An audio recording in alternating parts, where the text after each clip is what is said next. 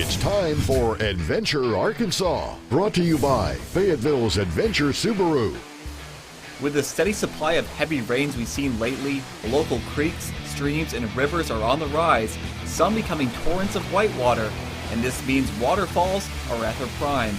This week I traveled just southeast of Russellville to Petit Jean State Park to visit one of the most popular waterfalls in the state, Cedar Falls.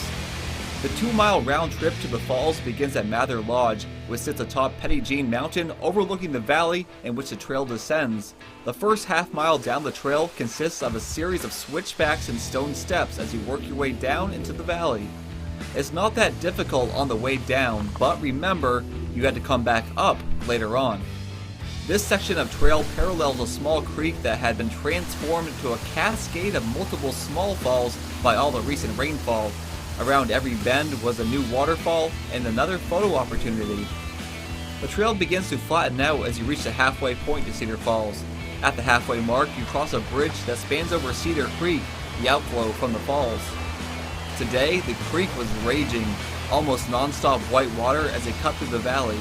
There was so much water that the banks of the creek had become flooded and parts of the trail had turned into small streams. One section had been taken over altogether by the creek.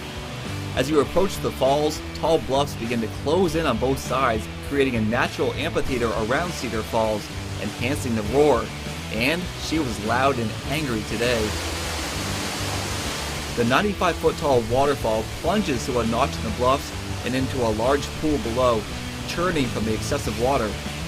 If you want to see the falls but aren't able to navigate that trail, there's another option. Just down the road from the trailhead is a handicap-accessible boardwalk that peeks out over the valley into the falls below.